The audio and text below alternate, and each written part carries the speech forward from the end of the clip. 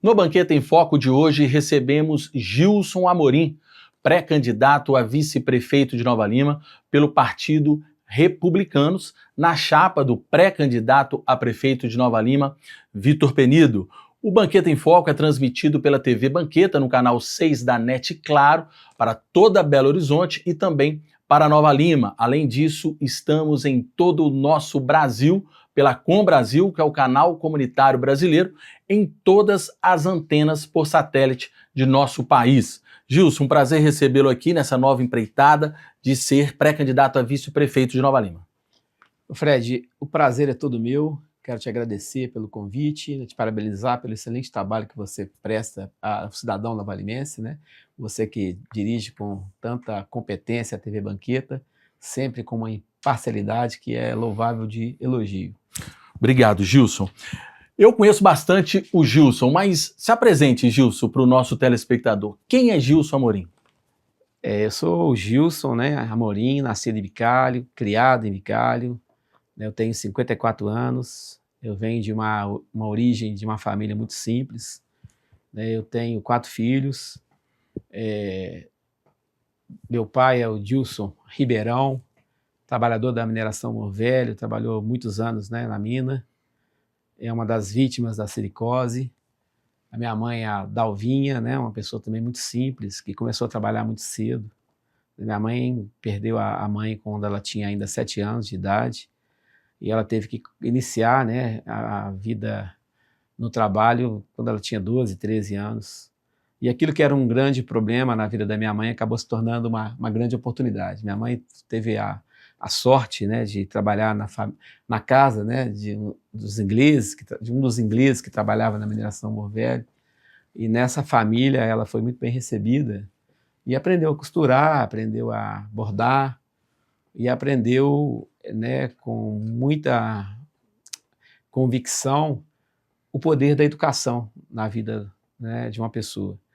E a minha mãe, ela trouxe isso para a nossa vida, né, para a minha vida e para a vida dos meus irmãos, que a educação era o único meio que a gente tinha para transformar, né, para melhorar a nossa vida.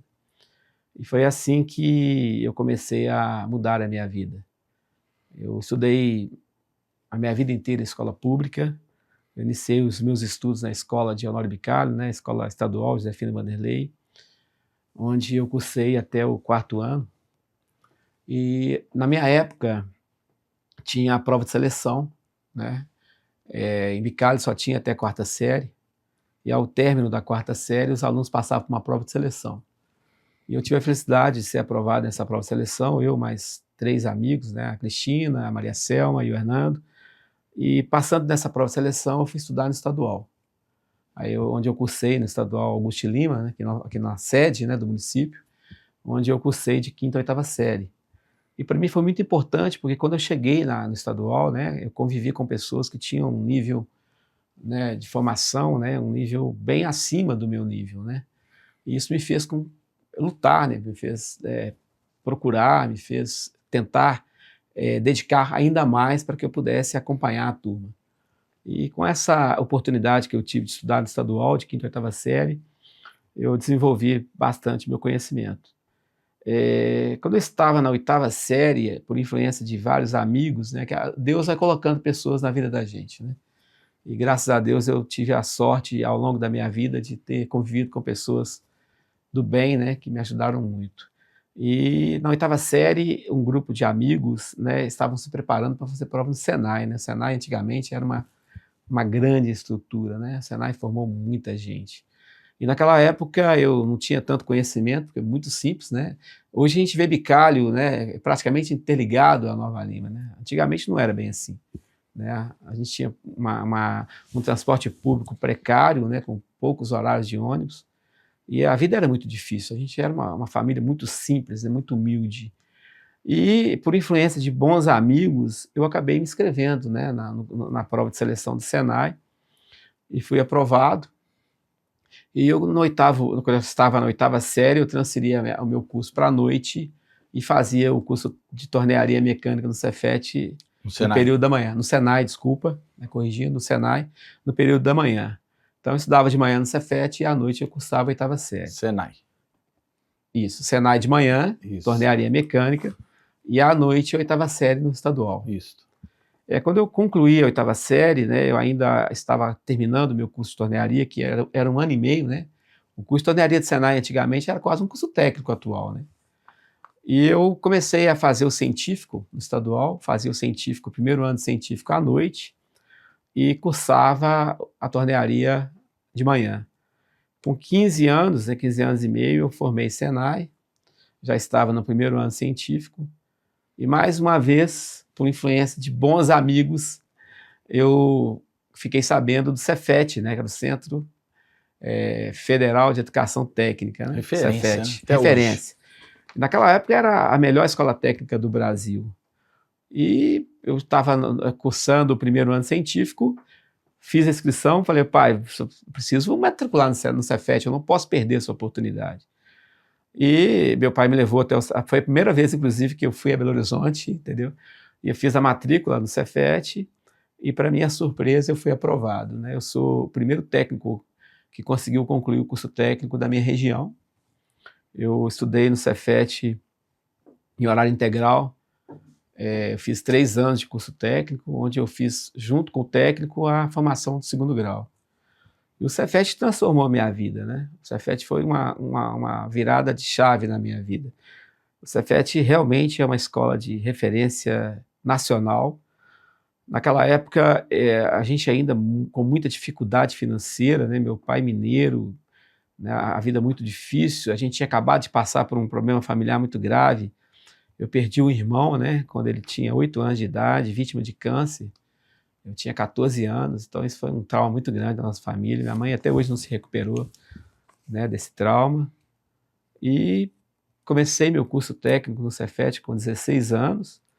Eu fui alçado, né, numa escola que dá liberdade para jovens, a mesma liberdade de uma faculdade, né? Então, o Cefet eu tive que ser muito forte para seguir em frente e não envolver com droga. Porque o Cefet, ele te dá a liberdade de uma faculdade, porém, um jovem de 16 anos ele não está preparado para isso ainda. E graças a Deus, como eu tive uma base familiar muito sólida, minha mãe e o meu pai, né, por mais que a gente vem de uma família simples, mas graças a Deus com princípios bem sólidos, né? E eu consegui não me envolver com droga e consegui formar em 3 anos, né, que era extremamente difícil, né? O índice de reprovação no Cefet era altíssimo, né? E graças a Deus eu consegui formar no período de 3 anos. Eu me recordo que quando eu comecei meu curso técnico, ainda tinha o trem, né? Tinha um trem ainda? Tinha um trem, o trem saía de Rio Acima e ia até a Praça da Estação em Belo Horizonte. Passava em Bicalho? Passava em Bicalho. E eu pegava o trem 4h40, 4h50 da manhã. Esse trem demorava umas 2 horas, 2 horas e pouco para chegar até a Praça da Estação.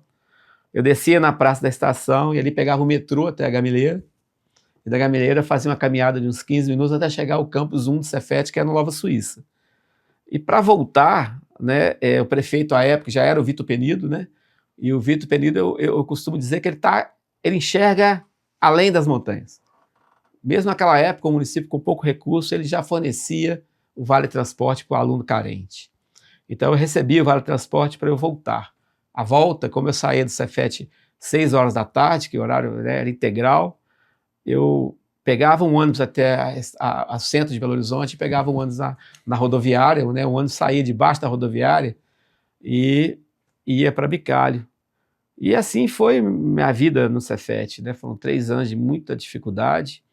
Eu levava uma marmita, foi muito difícil, um período bem complicado. É bom que você venceu. Mas Deus me iluminou e eu segui em frente, com o apoio da minha família, e consegui me formar. Quando eu formei o curso técnico, literalmente a minha vida mudou. Surgiram várias oportunidades de trabalho como técnico. E eu tive a oportunidade, né? Deus vem me encaminhando tanto na minha vida, e eu acredito muito nisso. Eu formei Cefet com 18 anos, eu completava 19 anos em janeiro, eu já comecei em janeiro a trabalhar. Eu fui fazer um estágio, né, na ABC Dados Informática, que era lá no 5, em Contagem, E essa empresa era uma empresa de tecnologia, onde eram fabricados computadores de grande porte, computadores enormes naquela época, né? Isso lá atrás. Lá atrás, isso em 89, né? 89. E nessa empresa tinha um quadro muito grande, a maioria dos colaboradores eram engenheiros. E eu eu trabalhava no setor de qualidade, como técnico de qualidade, avaliava todos os equipamentos que eram fabricados por essa empresa. E no meu setor eu tinha um grande amigo, que é o Mário Lopes, que até hoje a gente, né, tem algum tempo que eu não vejo ele, quero até mandar um abraço para ele, mas foi uma pessoa que me ajudou muito na minha vida. Eu não tinha recurso para pagar um cursinho.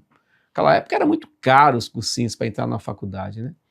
Engenharia você tinha no Cefet, engenharia de produção civil, engenharia mecânica você tinha na PUC e na Federal. Então eu comecei a trabalhar logo em seguida, quando eu formei meu curso técnico, e já de cara eu encontrei uma empresa de tecnologia onde tinha um ambiente todo formado por engenheiros, raros, os técnicos eram minoria. E o Mário Lopes me recebeu muito bem no setor, nós éramos técnicos de qualidade, e ele tinha acabado de cursar vestibular na PUC, e tinha sido aprovado.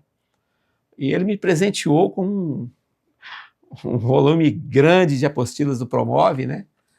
E eu sempre aprendi a dedicar muito aos estudos. Graças a Deus, desde a primária, né? A professora Ieda, né? Que é uma grande professora, que até hoje eu me lembro dela, né? Foi uma professora do primeiro e segundo ano primário, a dona Elizabeth. Eu sempre gostei muito de estudar. E eu tive a oportunidade de ter a filha da Ieda como, né, nós estudamos primário e até a oitava série juntos. E a família da Mariana, né, a falecida Mariana, eu sou Geraldo, Cardozinho, foi uma família que ajudou muito a gente.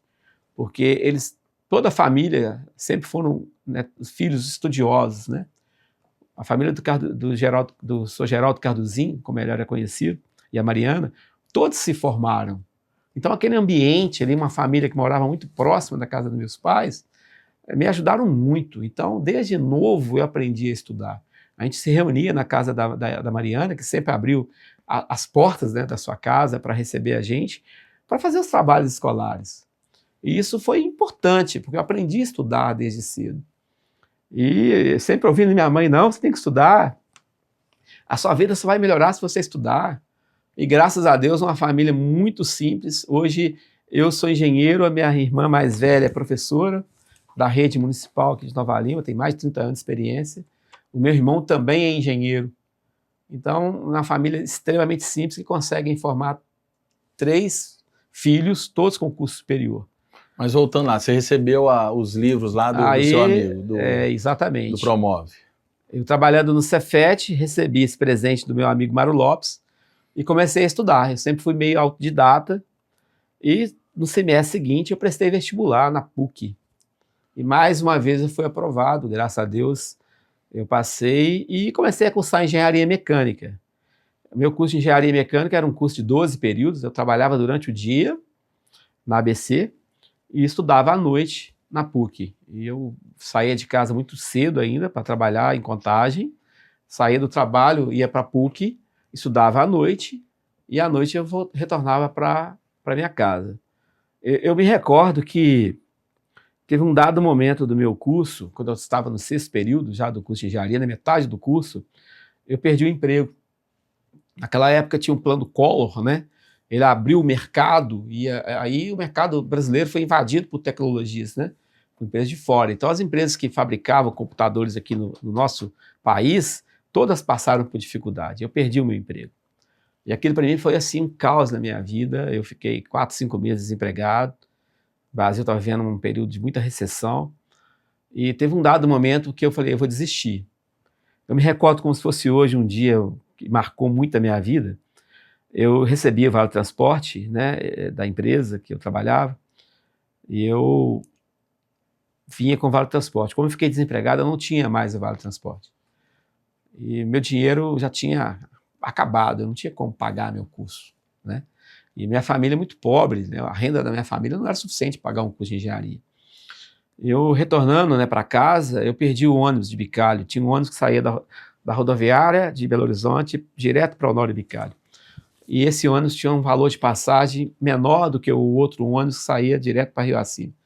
Como eu perdi o ônibus, eu não tinha como inteirar, não tinha dinheiro para inteirar a minha passagem. E para quem é da minha época, sabe que os ônibus saíam debaixo da rodoviária e tinha umas doninhas que ficavam vendendo balinha lá, perto do ponto de ônibus. E eu sempre comprava umas balinhas com ela lá. Desse dia eu não tinha dinheiro para vir embora. Eu sentei meio desolado lá na rodoviária, assim, falei, gente, eu tenho que trancar minha matrícula, não dá mais, eu não consigo mais. E aí eu pedi à doninha dinheiro emprestado para eu retornar, para vir embora. E eu deixei a minha calculadora com ela, amanhã eu te pago, pode ficar tranquilo, fica com a minha calculadora. Deixei a calculadora lá, ela emprestou o dinheiro, eu consegui vir embora. Eu cheguei em casa, não consegui dormir. E no dia seguinte eu falei com a minha mãe que eu ia trancar a matrícula, que eu ia desistir do meu curso de engenharia. Mas minha mãe não permitiu que isso acontecesse. E ela buscou, né, um grande amigo de infância que eu tenho, com a Mauri, que me ajudou.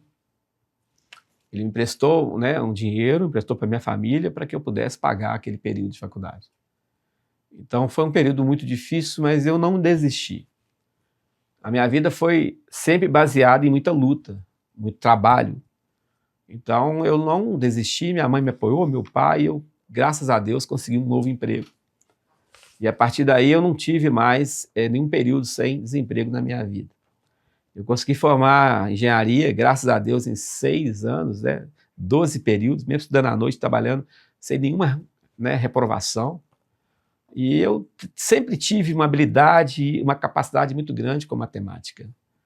Eu lembro que quando eu fazia engenharia, eu ensinava várias pessoas do meu bairro, pessoas que tinham dificuldade com matemática, amigos, né? Vários, que tinham dificuldade, recorriam, né? Me procuravam e eu ensinava matemática dentro da minha casa.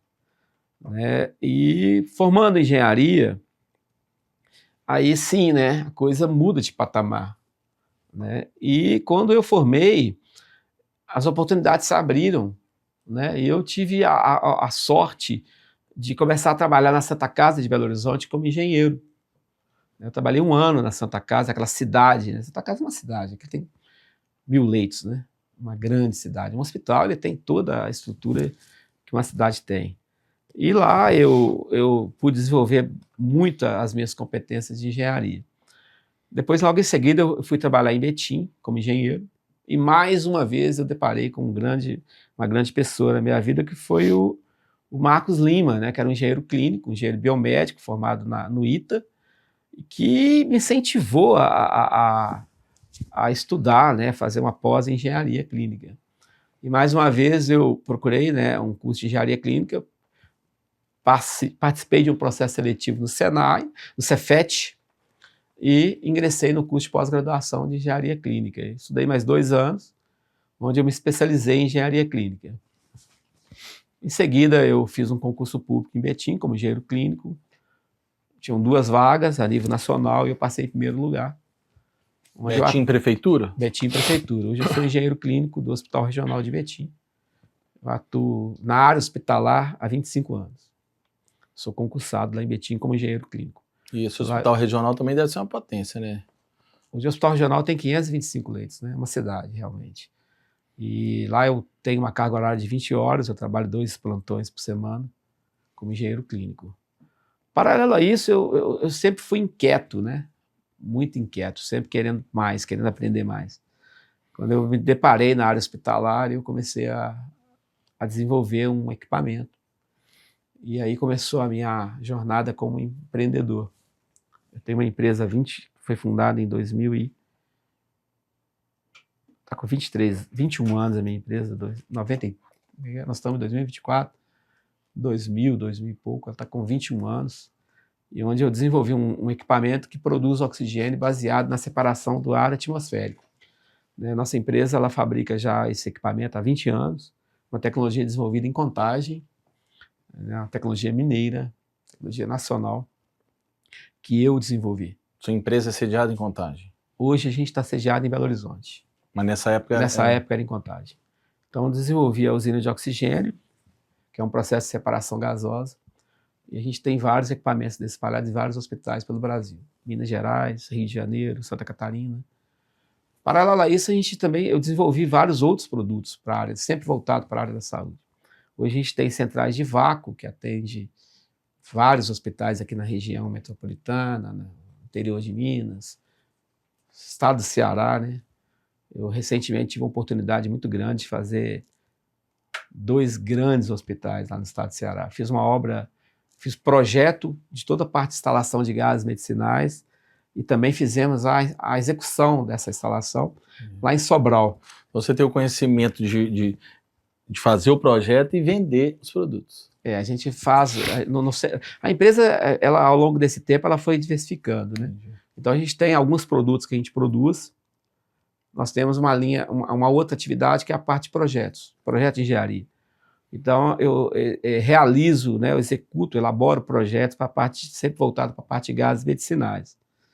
Recentemente, igual eu estava dizendo, eu tive a oportunidade de fazer um grande hospital, um complexo hospitalar, lá em Sobral, no interior do Ceará. Né? Foi uma oportunidade muito interessante na minha vida, onde eu fiz o projeto de um complexo hospitalar com mais de 70 mil metros quadrados.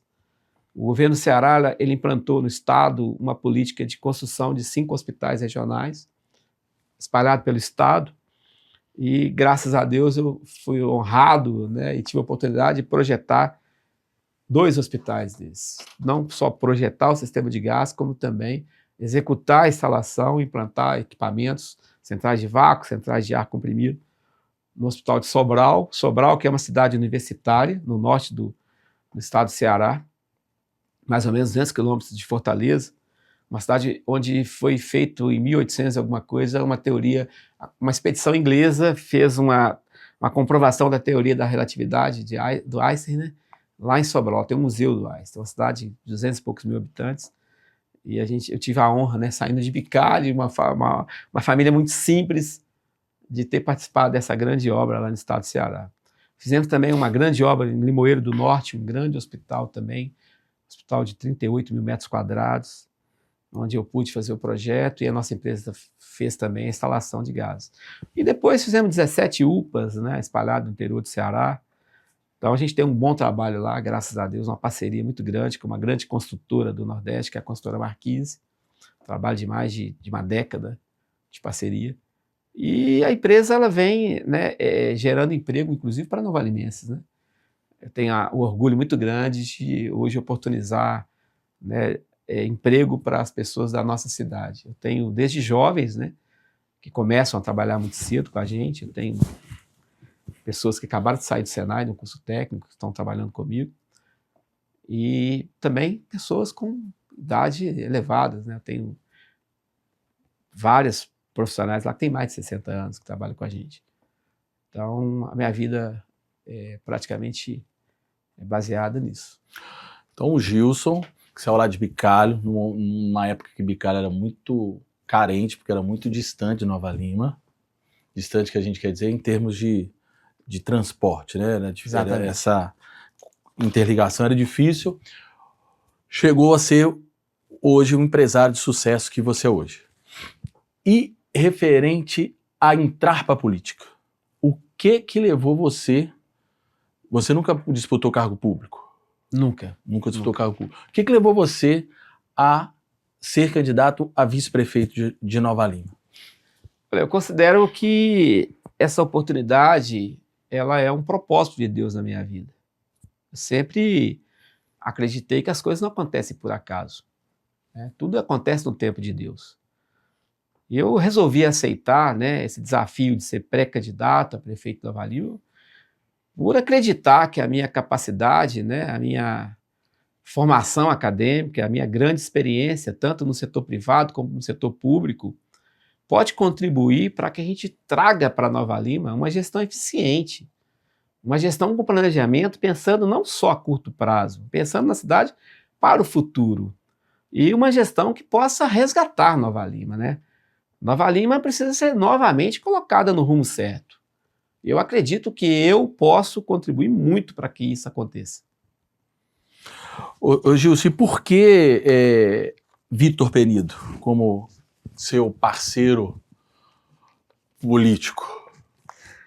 Olha, Fred, cara, aí é uma escolha muito fácil. Vitor Penido é o maior prefeito da história de Nova Lima. Vitor Penido é íntegro, é um homem honesto, um homem que passou pela vida pública e está na vida pública até hoje, com mais de 30 anos na vida pública, e nunca foi condenado por corrupção. Vitor Penido tem uma inteligência, uma capacidade de gestão muito acima da média. Eu tenho tido o prazer de conviver com o Vitor Penido mais próximo nesse período, e eu vejo o tanto que o Vitor Penido enxerga além. Vitor Penido enxerga muito além do seu tempo. Eu acho que o Brasil tem grandes nomes que sempre enxergaram à frente, né? Oscar Niemeyer, que para mim é um gênio da arquitetura, né? E o Vitor Penido vai nessa linha. Vitor Penido é um grande político, é um estadista, é um político que não faz medidas eleitoreiras. Vitor Penido administra a cidade como ele administrou todas as suas lojas. Então é muito fácil a decisão de caminhar junto com o Vitor Penido. Eu acredito muito na capacidade do Vitor. Vitor é incansável. Vitor, se deixar, ele quer que você anda com ele o dia inteiro, entendeu? Então ele é uma pessoa de uma energia, de um vigor, de uma capacidade, né, de raciocínio, assim, totalmente fora da curva. Então foi uma decisão muito fácil. Caminhar com o Vitor Penido é uma honra. Eu estou tendo uma oportunidade que poucos novalimenses tiveram e eu estou muito feliz por caminhar junto com o Vitor Penido. Ô Gilson, antes da gente ir para um intervalo, você explicou por que decidiu ser candidato a vice-prefeito, mas paralelo a isso, os trabalhos sociais que você faz, principalmente na região da Joana Bicalho. Olha, o trabalho social, na verdade, é uma herança do meu pai, né? O meu pai fundou o Internacional, né, em 1976, e junto com um grupo de amigos, né, meu pai, o Zé Pó, né, o Diagonal, o Tio Antônio, o Pedro Vianinha, o Nereu, que é falecido, né, e vários outros, né, me perdoa aqui se eu tiver esquecido de alguém, eles praticamente construíram aquele campo na picareta. Só o pessoal de casa que não é do futebol como a gente é, e temos o maior orgulho disso, né? Que às vezes tem uns preconceitos, né? O maior orgulho é a gente ser simples do futebol amador, onde a gente faz muita amizade e conhece Nova Lima, de Água Limpa a Santa Rita. O campo do Internacional é aquele campo do trevo. Para você entrar em Honório Bicalho, você vê o campo internacional, que, diga-se de passagem, está um brinco, né? Fred, então, exatamente, né? A gente vem fazendo um trabalho legal lá no Internacional, tá? Eu acho que a gente não faz nada sozinho. Aí seu pai fundou o Internacional? Meu pai fundou o Internacional, meu pai, junto com um grupo de amigos, mantinha naquela época, mesmo com pouco recurso, uma escolinha, né? Tem várias pessoas da minha idade, mais jovens do que eu, que são apaixonados pelo meu pai, que falam, né, a importância que meu pai teve na vida desses jovens. Não só meu pai, como o Diagonal, porque é uma figura queridíssima do bairro, né, o Zé Pó, né, o Tio Antônio, né, o Pedro Vianinha, o Gessi deu aula para mim na escolinha de futebol. Eu lembro da minha infância, jogando bola ali no campo Internacional, no campo do Nova Suíça, né, que é muito próximo. Sim. Então, meu pai, ele deixou esse legado, né, e eu vim, né, para o futebol amador a pedido do Zé Pó. O Zé Pó foi um dia na minha casa e pediu para que eu assumisse o Internacional, porque o Internacional estava muito mal, né? A gente estava na 3ª divisão, então o Inter estava muito precário, a situação lá do nosso campo, e eu aceitei esse desafio, né? Reuni grandes amigos que eu não poderia, né, cometer injustiça, né, de não lembrar aqui, né? O que você está vendo ali em relação à transformação que nós fizemos naquele campo, ele não é mérito único meu, né? Eu acho que eu tenho, talvez, o mérito de ter agregado pessoas. A gente não faz nada sozinho nessa vida, né?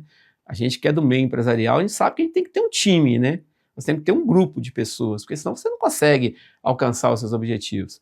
E reuni, né, e convidei vários amigos, o Vladimir, né, que é uma pessoa extremamente capaz, cara, uma pessoa de uma qualidade, um grande programador, um cara, uma formação acadêmica também exemplar, né, que contribui muito, né? O Rogério Ari, que é meu vice-presidente, né? O Lalado, poxa, uma pessoa de uma integridade, de uma honestidade, assim, fora da curva, que é o meu tesoureiro, né? O Hélio Barbosa, pô, que sempre cuidou com muita dedicação do campo do Cruzeiro, está lá com a gente, né? É parte dessa transformação.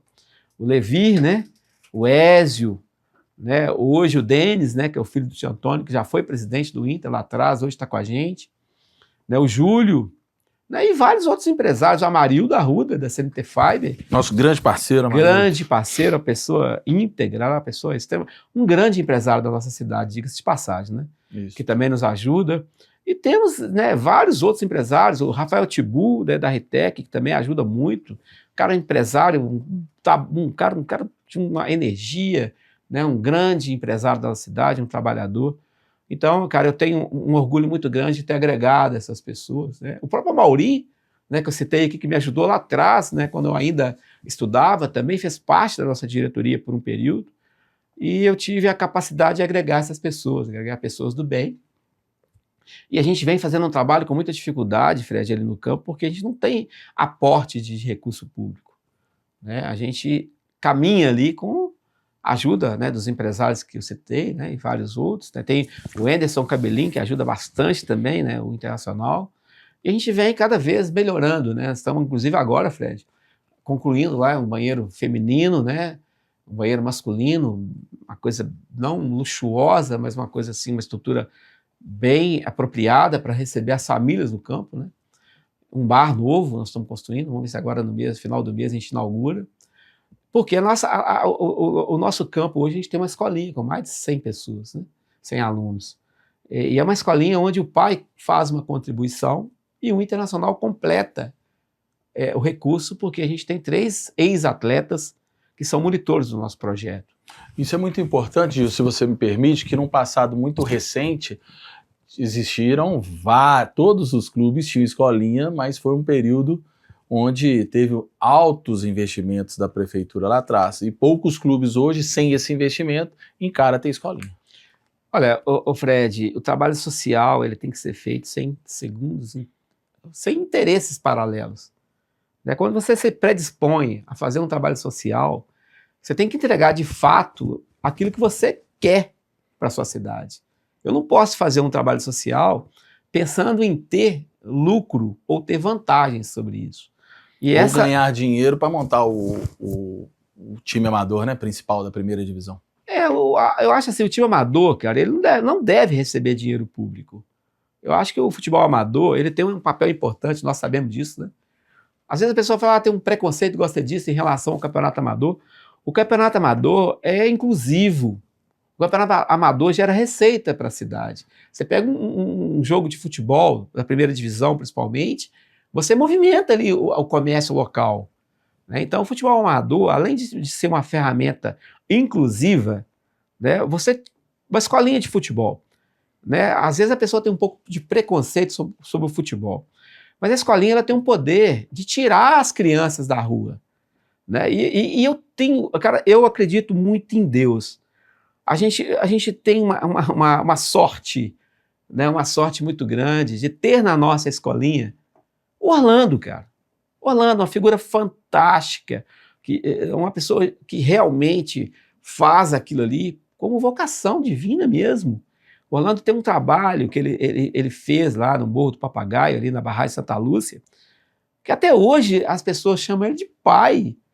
Há um tempo atrás, eu trouxe vários jogadores da Barragem, que inclusive virei amigo do pessoal, né? De vez em quando, final de ano, eu levo lá umas cestas básicas, levo lá a minha contribuição para essa comunidade tão carente. Quando esse pessoal veio jogar com a gente, deve ter uns 4 anos atrás, 5 anos, né, que teve a pandemia, deve ter uns 5 anos atrás, o nosso time. O pessoal todo, cadê Orlando? Cadê Orlando? Cadê Orlando? Traz Orlando. Eu sem entender o que Orlando representava para aquela comunidade. Quando eu levei Orlando lá no campo, Orlando, o pessoal quer que você vá lá, cara, faça uma forcinha, vá lá no campo. Poxa, pessoal, pessoas de 30 anos, 30 e poucos anos, chorando, abraçando o Orlando, dizendo que o Orlando que estavam vivos pelo trabalho que o Orlando fez lá na barragem, num projeto que a Prefeitura de Belo Horizonte tinha através da AGAP, né, que é a Ação de Garantia ao Ex-Atleta Profissional, isso. Uma parceria entre a AGAP e a Prefeitura de Belo Horizonte. O Orlando era um monitor que atuava na barragem Santa Lúcia. Então, olha a sorte, né? Olha o orgulho que eu tenho. Eu tenho o Orlando conduzindo o nosso projeto de escolinha lá no campo do Internacional. Eu tenho o Deco, poxa, que é uma figura fantástica do futebol amador, né? Jogou no Vila há muito tempo, uma pessoa querida na nossa região, que está com a gente também. E eu tenho o Ademir, pô, que é daqui do José de Almeida. O Ademir jogou no Vila, o Ademir é um cara também sensacional. Então a gente tem 3 ex-atletas profissionais que são monitores da nossa escolinha. Então a gente, muito mais do que ensinar aquela criança futebol, nós estamos contribuindo para a formação daquele jovem, daquela criança, né? E eu acho que é muito importante. Eu acho que a cidade precisa de mais projetos verdadeiramente, né, sociais. Não é projetos que você monta para receber dinheiro público e utilizar no amador. Não é isso. Gilson, como você avalia a atual gestão do prefeito João Marcelo? Olha, Fred, eu avalio com muita preocupação. Eu acho que o governo João Marcelo, do prefeito João Marcelo, vem cometendo vários equívocos. Eu vou aqui destacar alguns deles, né? O primeiro equívoco que eu acho que o prefeito João Marcelo comete é quando ele diz abertamente que ele faz uma gestão muito alinhada com a Câmara, em harmonia com a Câmara de Vereadores. Eu acho que a harmonia, eu concordo plenamente com ele, deve ter harmonia entre os poderes. Mas faz parte da democracia a independência entre os poderes. Eu acho que quando você começa a ter um alinhamento e você começa a ter praticamente a Câmara inteira favorável a tudo que o governo faz, o cidadão novalimense começa a perder muito. Então, eu defendo a harmonia, mas essa harmonia não pode se transformar em submissão. Eu vejo que o Poder Executivo ele tem que enviar os projetos para a Câmara e a Câmara de Vereadores tem que exercer o papel de Câmara, que é avaliar os projetos, criticar quando for necessário, melhorar os projetos, porque esta é a base da democracia. Né? Eu acho que o contraponto de opiniões, as divergências de opiniões, ela é saudável. Você constrói grandes projetos nas divergências. E quando eu falo isso, eu não estou dizendo que as pessoas têm que divergir. Eu estou dizendo que as opiniões precisam ser divergentes. Na política, a gente não diverge de pessoas. Eu não tenho divergência com a pessoa do prefeito João Marcelo. Eu tenho divergência com a política que o prefeito João Marcelo vem implantando na minha cidade. Então, eu acho que o alinhamento muito próximo, ele traz muito mais prejuízo do que benefício para a população. O Poder Legislativo, ele tem que exercer 2 papéis fundamentais da democracia, que é legislar e fiscalizar. Então, eu acho que esse alinhamento muito próximo, essa unanimidade, ela traz muito prejuízo. Toda unanimidade é burra. Não existe unanimidade. Tem que haver debate de opiniões. E isso eu não vejo acontecer em Nova Lima. Outro ponto que eu discordo, mas discordo radicalmente do atual prefeito, é quando ele vem a público e diz que a prefeitura não é banco, que a prefeitura não tem que guardar dinheiro. Olha, o prefeito, como bem diz, João Marcelo diz isso com muita clareza, o prefeito é o síndico da cidade. Eu faço um paralelo do prefeito, do síndico da cidade, como um gestor de uma grande empresa no mundo inteiro. Quando um gestor, quando um síndico vem a público dizer que a prefeitura não é banco, que a prefeitura não é para guardar dinheiro, ele está passando uma mensagem para o cidadão e principalmente para o seu secretariado, para os seus diretores, para os servidores públicos, né, tanto concursados como contratados, que pode gastar. Ó, está liberada a gastância. Vamos gastar porque a prefeitura não é banco, a prefeitura não precisa guardar dinheiro, então vamos gastar, vamos torrar o dinheiro público. E esses dois pontos, na minha opinião, têm contribuído para uma série de erros e equívocos que vem acontecendo na atual gestão. O outro pilar que eu considero como negativo na atual gestão é porque a atual gestão ela é formada por um secretariado de pessoas que não têm vínculo com a nossa cidade. Pessoas que não moram em Nova Lima. O orçamento milionário, bilionário, corrigindo, né, bilionário da nossa cidade está na mão de pessoas que não têm vínculo com a nossa cidade. Essas pessoas vão embora. Vai acabar o mandato, sendo reeleito ou não, eles vão embora. Eles não têm vínculo. Eu sou nascido e criado em Honório Bicalho. Mesmo eu tendo melhorado um pouco a minha vida, até porque eu não penso em ser rico, eu não preciso ser rico. O que eu tenho para mim já é o suficiente para eu viver. Eu dou uma educação de qualidade para os meus filhos, eu faço aquilo que eu gosto, eu sou uma pessoa extremamente simples e continuo morando em Honório Bicalho, um lugar que eu amo, um lugar que eu adoro a minha cidade. Então eu vou estar aqui independente do que acontecer. E o governo João Marcelo hoje, ele é formado por forasteiros, pessoas que não têm vínculo com a nossa cidade. Então esses 3 grandes erros, na minha opinião, é o que vem contribuindo para acontecer erros importantíssimos que estão acontecendo na nossa cidade. Por exemplo, agora nós somos surpreendidos há 2 semanas atrás, uma semana atrás, com a denúncia dos tablets. Olha, uma prefeitura moderna, com toda a tecnologia, opta por fazer um processo licitatório de compra de tablet com pregão, na modalidade pregão presencial.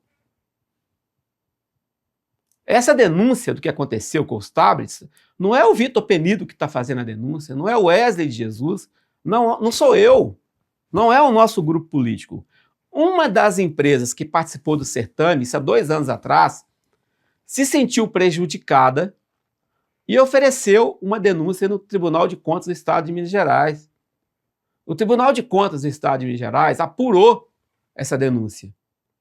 E quando apurou essa denúncia, ele emitiu um relatório conclusivo que disse claramente que a Prefeitura de Nova Lima, que o prefeito João Marcelo comprou 10.000 tablets com sobrepreço, um preço mais caro, que chega a quase 50%.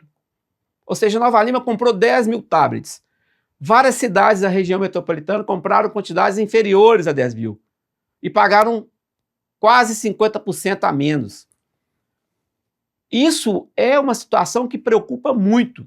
Essa compra gerou um prejuízo à Nova Lima de 5.430 e poucos mil reais. Por que isso aconteceu?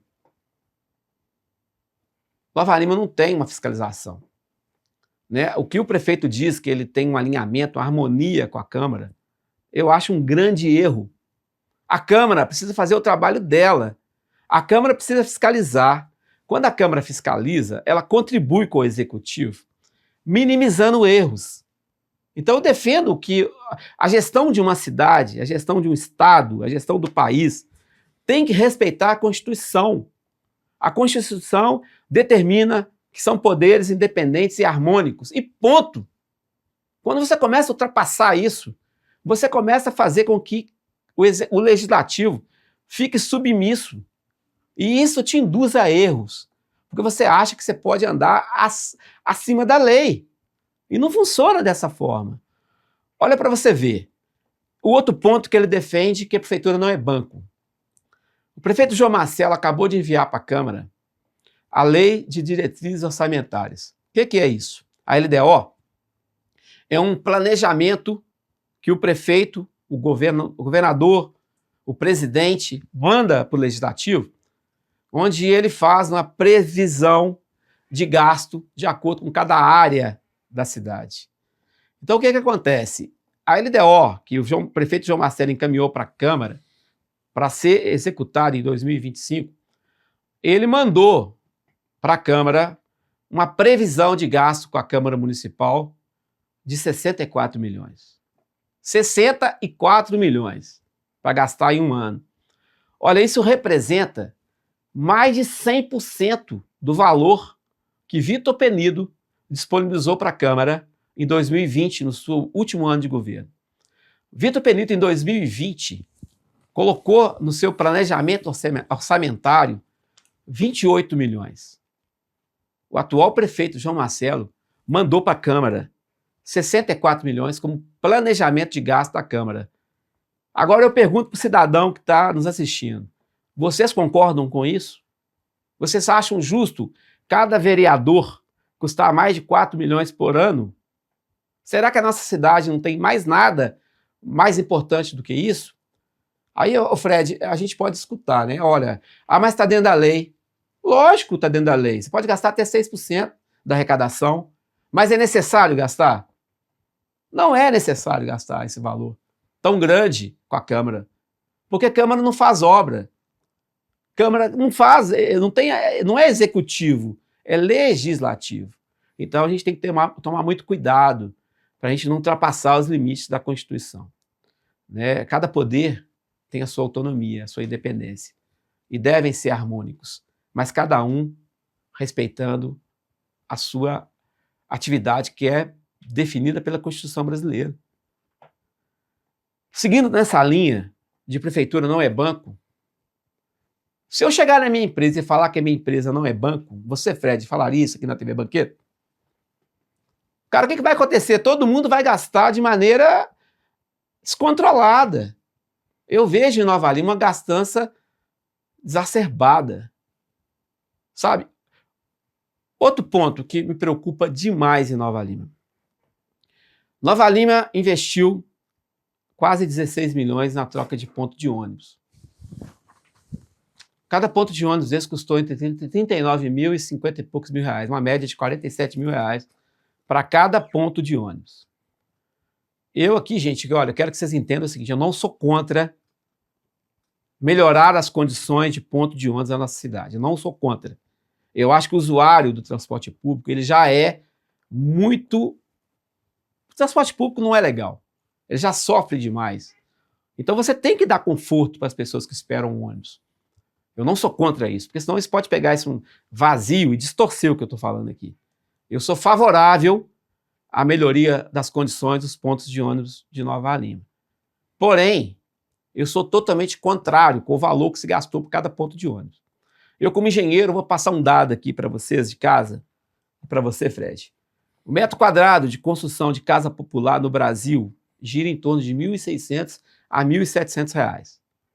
O nosso ponto de ônibus que foi instalado na nossa cidade, ele tem menos de 4 metros quadrados, 3,9, que eu fiz questão de medir, metros quadrados. Ele não tem proteção lateral, ele é fabricado de chapa de aço, ele custou 47 mil reais, em média. Então eu acho que é uma coisa que precisa ser fiscalizada pela Câmara de Vereadores. Eu não estou dizendo que tem coisa errada, eu estou dizendo que eu acho errado gastar 47 mil reais para construir um ponto de ônibus. Nós estamos falando aqui de uma casa popular aí de 50 e poucos metros quadrados, que a gente gastaria aí, né? Talvez a prefeitura, se tivesse intenção de fazer isso, poderia até comprar por menos, porque um volume você vai baixar o preço. Mas nós estamos falando aí de 80 mil reais você fazer uma bela casa popular. O cara, 1,5, um ponto de ônibus e meio é o mesmo valor de construir uma casa popular. Eu não posso aceitar isso como cidadão. Eu acho que está errado. Não é prioridade, não deveria ser prioridade gastar 47 mil reais num ponto de ônibus. Outro ponto que também está sendo muito discutido na cidade, isso é público. O prefeito João Marcelo, a gestão do prefeito João Marcelo, é uma gestão do retrabalho. O que é retrabalho? O cara retrabalho é o que mata qualquer empresa no mundo. Retrabalho é quando você faz um trabalho e você refaz aquele trabalho. Você gasta 2 vezes para fazer a mesma coisa. A reforma das praças é um exemplo clássico de como o governo João Marcelo, do prefeito João Marcelo, gere mal os recursos públicos. O prefeito João Marcelo tem quebrado praças que estão prontas e tem refeito praças em cima de praça. Isso é um grande retrabalho. Nenhuma empresa no mundo permite retrabalhos. Então vai muito da lógica que ele defende, que a prefeitura não é banco. A prefeitura não tem que guardar dinheiro. Essa fala diz muito do governo do João Marcelo. Ele não se preocupa com o dinheiro público. A obra, essas 4 quilômetros de obra, rodovia, duplicação de rodovia. Tô falando da MG-030. MG-030, 4 quilômetros 4 quilômetros, hein, gente? Pensei que fosse mais. O Vitor Penedo falou comigo que era 4 quilômetros, eu fiz questão de medir. Eu saí do viaduto aqui embaixo, zerei meu velocímetro, né, o odômetro, né? Quando eu cheguei lá na Praça do Trator, dá exato 4 quilômetros, dá 3, não chega a 4 quilômetros. O Vitor Penedo deixou essa obra licitada, a empresa que ganhou a primeira licitação ganhou por 21 milhões. Passou 4 anos do governo João Marcelo e ele não conseguiu concluir a obra. 4 quilômetros, gente. 1 quilômetro por ano. Eu não estou nem levando em conta o que foi feito no último ano do governo Vitor Penedo. Vitor Penedo idealizou a obra, projetou a obra e deixou dinheiro em caixa para que seja feita. Diga-se de passagem, gente, para o cidadão novalimense, Vitor Penedo pegou a prefeitura em 2017 devendo próximo de 400 milhões. O servidor recebia em Nova Lima parcelado. Vitor Penedo entregou a prefeitura em 2020 com 400 milhões em caixa. Essas obras que andam sendo feitas pela cidade são obras que foram projetadas pelo Vitor Penedo, que foram licitadas pelo Vitor Penedo e que deixou dinheiro em caixa para ser executado. Eu vivo esse sofrimento dessa MG 030 todos os dias. O cara, o que teve de retrabalho nessa obra, faz, refaz, quebra de novo, faz de novo. Cara, isso é dinheiro público, isso não pode ser conduzido dessa forma. Não pode. É um absurdo completo conduzir uma obra de 4 quilômetros dessa forma. Olha, o último lote, agora, ano passado, foi feita uma licitação, uma nova licitação, pelo prefeito João Marcelo, e a placa está lá, gente, que eu estou falando aqui, eu não estou falando da minha cabeça. É bom o cidadão novalimense andar lá na rodovia e ver as placas que estão lá. O lote 1 custou 37 milhões. Ele dividiu a licitação em 2 lotes. Eu não consigo entender, como engenheiro, por que tomou essa decisão. É o mesmo objeto. Você divide 2 lotes, você está, no mínimo, tornando menos atrativo aquele negócio. Se você talvez licita num lote único, você conseguiria preços melhores para a execução da obra. O lote 2 é 48 milhões. Pô, nós vamos somar ainda 85 milhões de licitação que foi feita no governo João Marcelo. Tá lá, as placas estão lá. Não é dado meu, tá? É dado do governo. Somado com 21 milhões que o Vitor licitou ainda no último ano de governo, nós estamos falando só de contrato de 106 milhões. Só de contrato.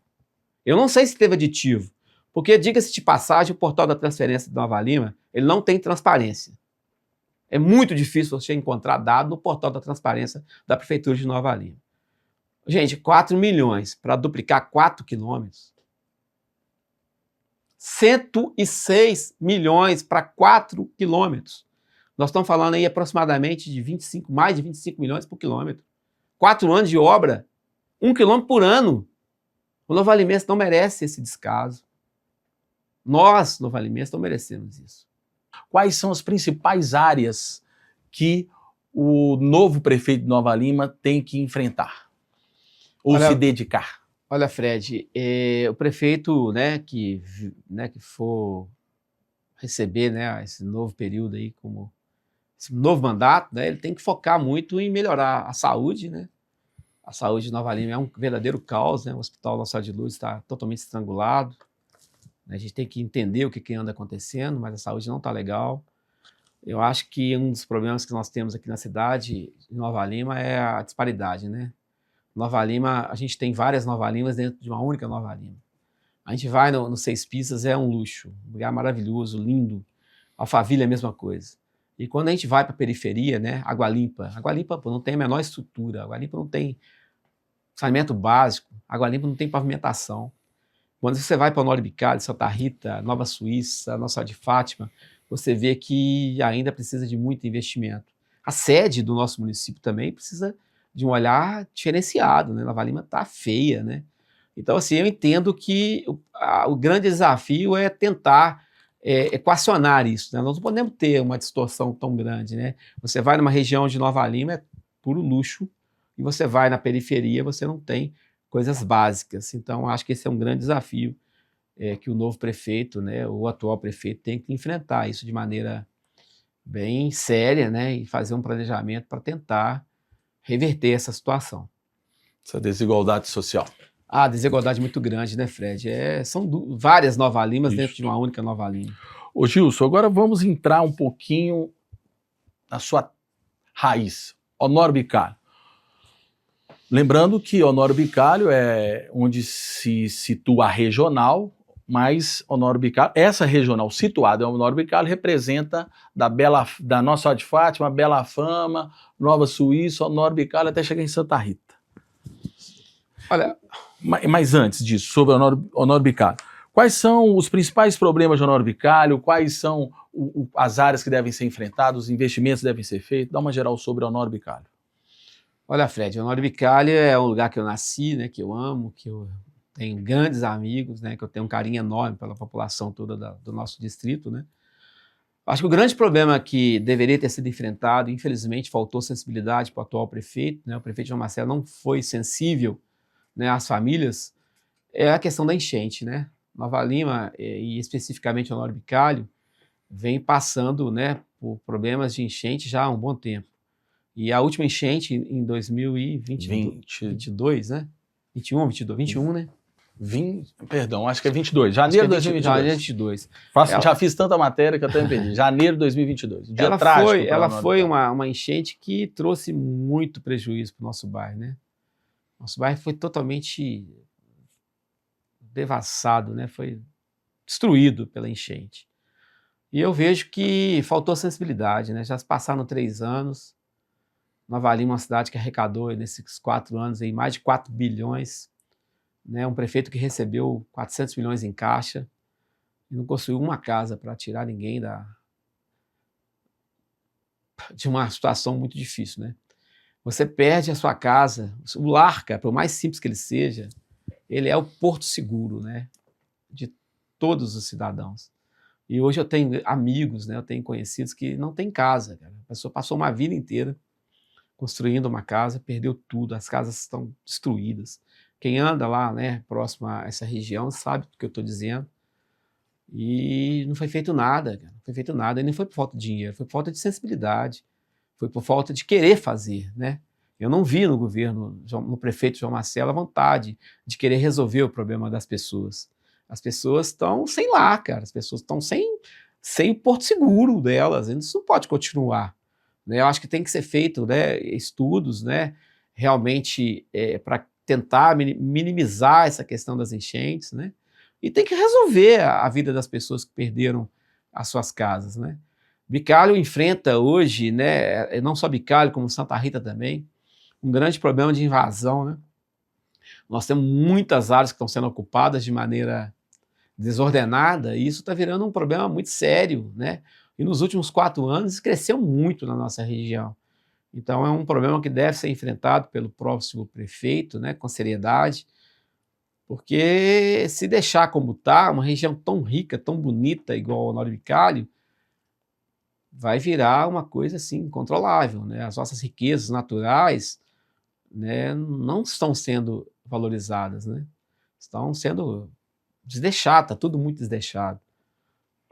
Eu acho que a gente tem que ter um olhar bem, como se diz, né, bem voltado para esses grandes problemas da minha região.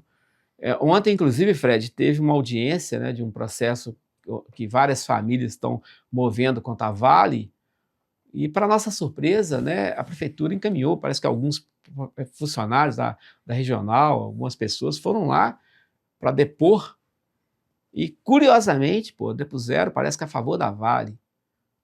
Então, assim, poxa, o poder público, o prefeito João Marcelo, a prefeitura, né, a Defesa Civil, será que não fez nenhuma análise daquele minério, daquele rejeito que desceu, né, para dentro de Bicalho? Né? Será que não foi feita nenhuma investigação sobre isso?